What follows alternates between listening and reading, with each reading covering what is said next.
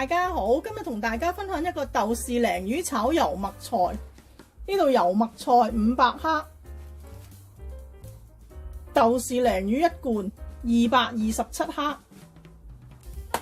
有啲薑同埋蒜頭嘅。呢一個豆豉鯪魚咧就勾起我無限回憶。我哋細個嘅時候咧，淨係得呢隻牌子嘅豆豉鯪魚，而且咧淨係打風先有得食嘅。咁我老豆咧5號風球就會買定幾罐，8號風球嗰時食嘅。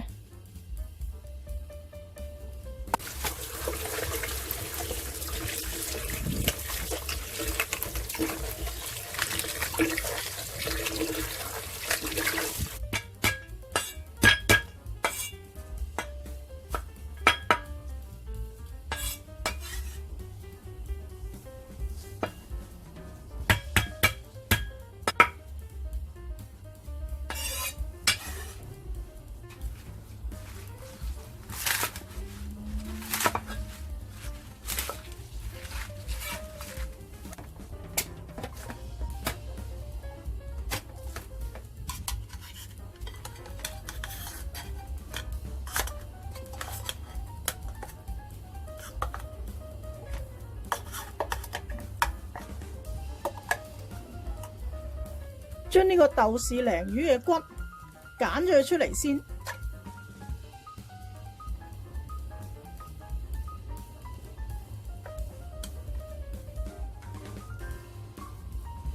就算揀唔晒都唔緊要，因為佢啲骨咧係好腍嘅。呢啲骨揀完之後咧，你可以整細塊少少嘅。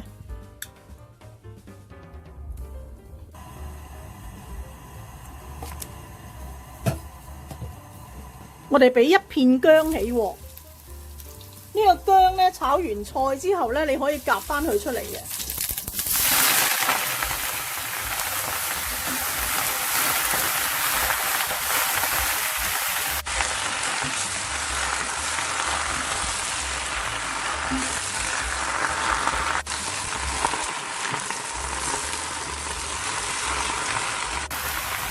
俾些少嘅鹽。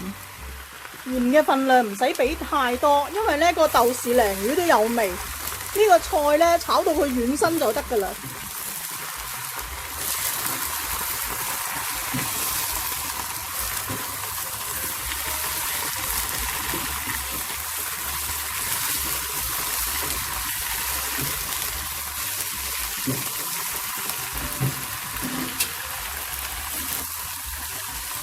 裝起擎一擎水。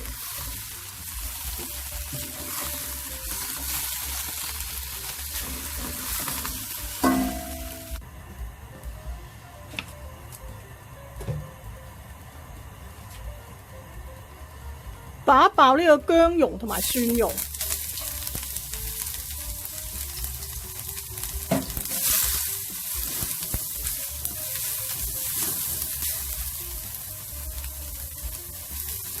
加呢個豆豉鯪魚落去，